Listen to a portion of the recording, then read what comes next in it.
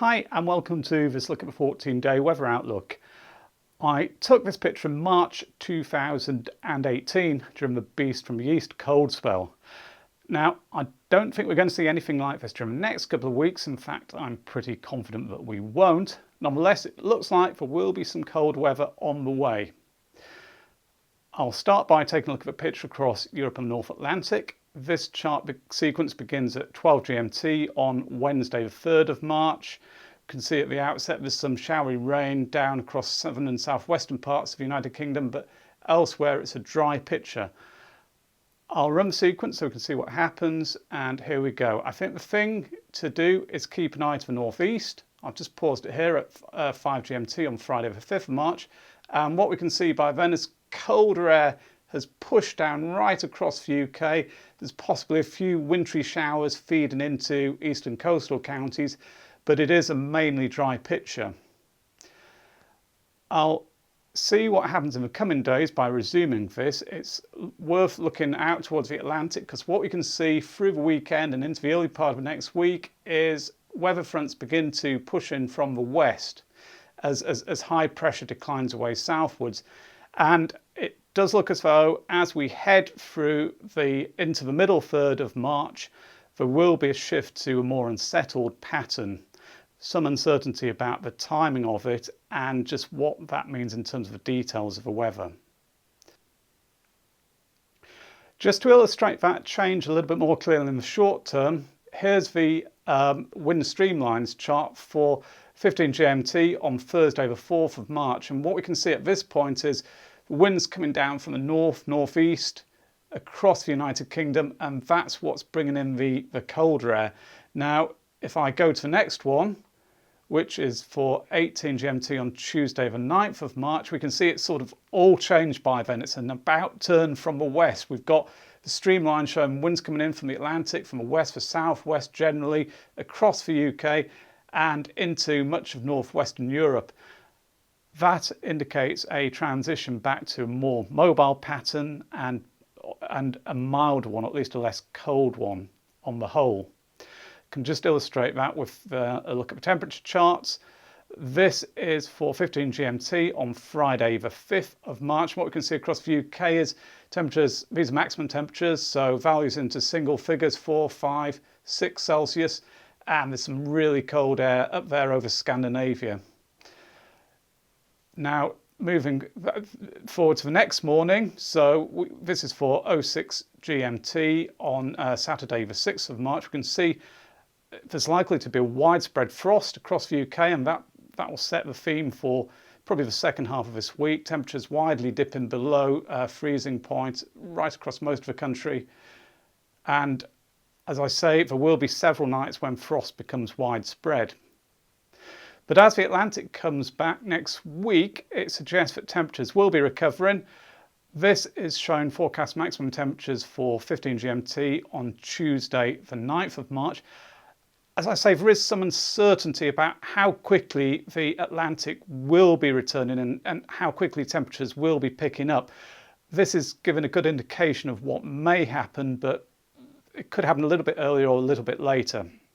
But what we can see here is temperatures across southern England back into double figures, 10 Celsius, even in the north there it's 7 Celsius, and that milder air is pushing into the Low Countries there and into parts of France, but it's still staying cold into Scandinavia. But certainly there's a much more of an Atlantic influence returning across the UK and other parts of northwestern Europe. Now, in the longer term, I think it's worth considering the forecast pressure patterns, because what we can see in the short term is pressure rises, then it falls from about the 7th of March onwards as the Atlantic starts to come back, and by the 11th of March it's sort of reaching its low point according to this GEFS chart.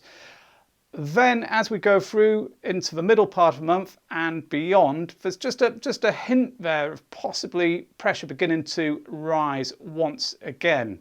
So once we get beyond the middle part of the month, things may begin to settle down a little.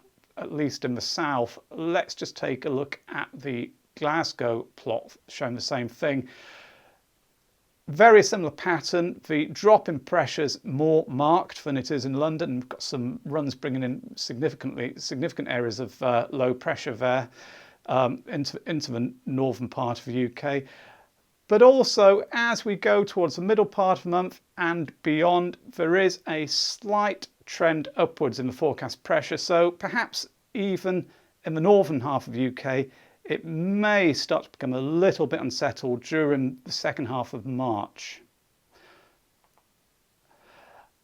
I've been talking about the Atlantic influence bringing back milder weather after the short-term colder period.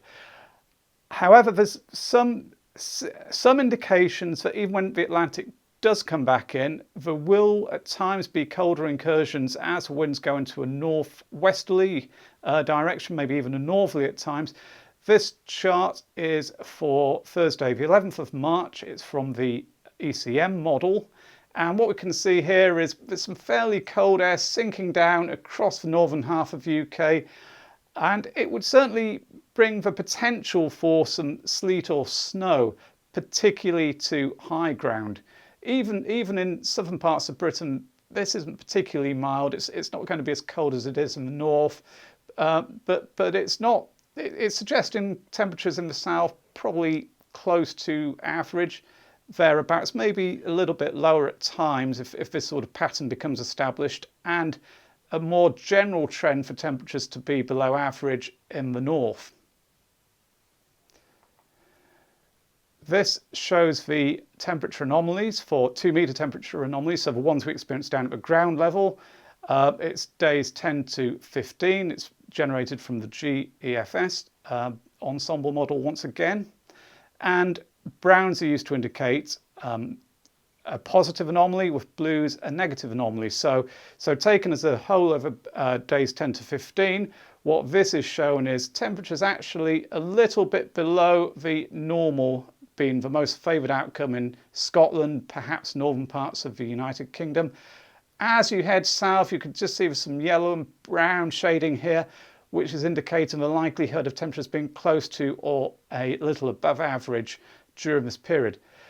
Fairly typical pattern and a fairly typical temperature profile when you get winds coming in from the west and perhaps more of a northwesterly component at times.